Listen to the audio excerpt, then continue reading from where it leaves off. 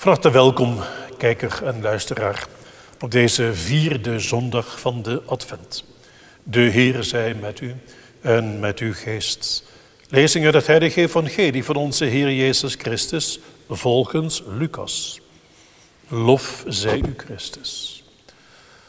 Toen Elisabeth 6 maanden zwanger was, werd de engel Gabriel van Gods wegen gezonden naar een stad in Galilea, Nazareth, tot een maagd die verloofd was met een man die Jozef heette, uit het huis van David. De naam van de maagd was Maria. Hij trad bij haar binnen en sprak: "Verheug u, de Heer is met u." Zij schrok van dat woord en vroeg zich af wat die groet toch wel kon betekenen. Maar de engel zei tot haar: "Vrees niet, Maria, want gij hebt genade gevonden bij God. Zie, gij zult zwanger worden en een zoon ter wereld brengen en je moet hem de naam Jezus geven. Hij zal groot zijn en zoon van de Allerhoogste worden genoemd. God de Heer zal hem de troon van zijn vader David schenken. En hij zal in eeuwigheid koning zijn over het huis van Jacob.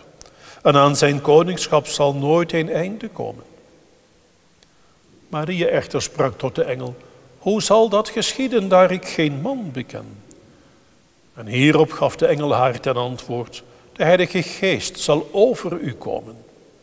En de kracht van de Allerhoogste zal u overschaduwen. Daarom ook zal wat ter wereld wordt gebracht heilig worden genoemd, Zoon van God. Weet dat zelfs Elisabeth, uw bloedverwante, in haar ouderdom een zoon heeft ontvangen.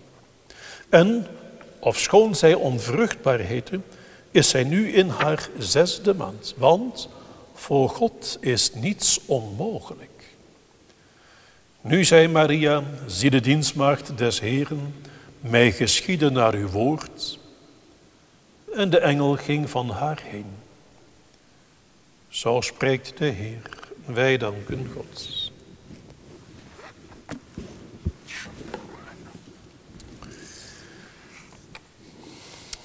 Op een maandag komt een zekere Harry, luid zingend, 2 uur te laat op kantoor. Hij stevend recht op de kamer van de directeur af. Gooit de deur zonder te kloppen wagenwijd open en roept luidkeels: "Hallo, ouwe knakker! Ben je er ook al?" Op dat moment wordt hij van achteren beetgepakt door zijn collega, die duidelijk in zijn oor fluistert: "Hou op, zwijg. Ik ben vorige week vergeten je lottobriefje af te geven." U snapt hem, hoop ik. Harry staat symbool voor mensen die door hun geld, hun rijkdom, van gekkigheid niet meer weten wat ze doen. Ze voelen zich ongenaakbaar.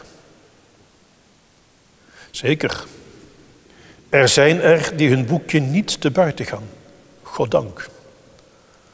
Maar zo'n nieuwe rijke, dat dacht Harry te zijn, verliezen opeens de maat tussen mensen, zijn de goede verhoudingen wel eens kwijt. Want wie het nieuws volgt, krijgt toch wel gekke verhalen te horen.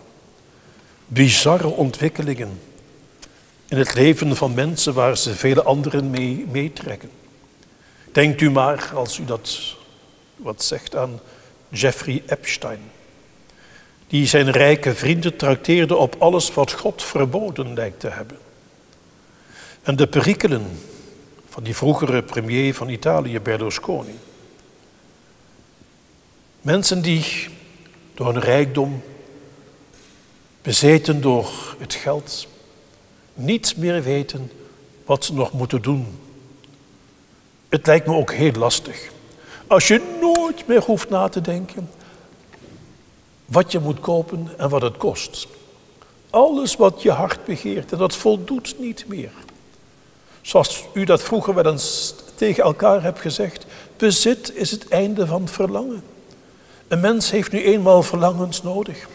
En het is wel eens lastig. Als je vroeger bij elkaar moest leggen moest sparen. Je kon dan dit of dat niet, maar je wist, daar gaat het voor. En als het dan bereikt was, was je er ook trots op. Was je er zuinig op. En dan had je datgene bereikt wat je met elkaar wilde. Maar als geld niet meer een rol speelt, is het plezier, het geluk ook verdwenen. U hoorde vandaag in het evangeliestukje dat Maria uit het geslacht van David kwam. Deze stond uitgebreid beschreven vandaag in de eerste lezing die u niet hebt gehoord. Maar hij was ook rijk geworden en machtig. Was geen lievertje soms. Maar toch, steeds weer opnieuw besefte hij, ik ben koning in Gods naam. En goed bedoeld zegt hij dan tegen zijn hemelse vader, ik heb een groot paleis, u zit in een tent, zal ik voor u niet een prachtige tempel bouwen? En wij zeggen, wow, niet verkeerd. Maar God zegt, nimmer en nooit zul jij kunnen zeggen, ik heb voor God een tempel gebouwd. Zelf zal ik een tempel oprichten. David hoefde niet te pronken met de boodschap dat hij die grote was geweest. En dan begint God zelf, zoveel jaar later. Wanneer God het uur gekomen vindt om zich een huis te bouwen, stapt hij binnen in het nietige Nazareth, land van Galilea, waarvan de Farizeeën ons in de Heilige Schrift bekendmaken, spottend, kan uit Nazareth iets goeds komen. En bovendien stapt hij binnen in het leven van een braaf meisje, die bescheiden blijkt te zijn, dienstbaar en bereid om mee te werken, ook al begrijpt ze heel veel niet. Bij mensen als zij kan God binnenstappen. Hopelijk kijkt u niet met afgunst naar mensen die bouwen op en met het grote geld. Denken we maar aan het lied van Peter Blanker uit 1981. Dat hij vertaalde uit het Amerikaanse. Het is moeilijk bescheiden te blijven. Hoeveel mensen laten zich echter niet daardoor inspireren? Door die beelden van bijvoorbeeld de winnaars in de postcode loterij. Zitten ze op de bank, als ons dat ook eens te beurt viel. En dus wordt er massaal gekocht. Je weet immers maar nooit. Menigeen die een vermogen won, verloor echter, dat weten we, het evenwicht in de tred van elke dag. En sommigen zochten begrijpelijk en terecht dan ook hulp. Hoe ga ik met deze rijkdom om? Er is er één geweest, heeft het geld teruggegeven. Want hij speelde in Spanje, doodsbenauwd dat men zijn zoontje zou ontvoeren. Om losgeld te vragen. Alsjeblieft, neem het geld terug, laat mij maar gewoon leven. Die voorbeelden zijn er ook. Dat mensen toch tot normaliteit blijven overgaan. Maar het blijft lokken. En dan zegt de schrift heel hard en heel duidelijk en heel nuchter. Je kunt niet God dienen en de mammon, het geld. Hoef ons daarom ook niet af te vragen waarom God uit Nederland verdwijnt.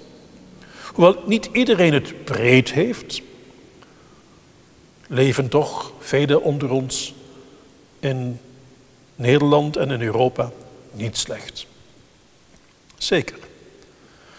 Onze kerk heeft eigen problemen, waardoor mensen ook met die kerk worstelen. En de weg om de harten van voor God te winnen lijkt lastig te zijn en te blijven voorlopig voor bisschop en priesters en diakens. Voor mensen van goede wil die hun kinderen iets willen meegeven. We zullen ons moeten bezinnen hoe dat wij God weer aan mensen kunnen overdragen. Dat hij weer in de harten van mensen kan binnenkomen. Maar de mens die het wil, zou de eenvoud van Maria moeten zoeken. en simpelweg moeten blijven zeggen: mij geschieden naar uw woord. Dat we nooit ophouden om net als zij, als we het niet begrijpen, alles maar in ons hart te bewaren. En in dat hart kan Gods geest tot ons spreken. En ons die woorden ingeven die mogelijk voor mensen een uitnodiging zijn. Een inspirerend moment om te zeggen: zou het dan toch allemaal waar zijn? Laten we het vooral niet doen met woorden alleen, maar met de daden. Zoals Maria al ons heeft verteld. Mij geschieden naar uw woord. Ook als dat niet aangenaam is. Want ook zij heeft met haar zoon meegeleden. U lijdt ook. Misschien in het lichaam. Lijd nooit naar de geest. Laat de Heilige Geest u helpen. Zoals hij haar overschaduwde, mogen hij ook u overschaduwen. Van harte bid ik u dat toe. Hele fijne zondag.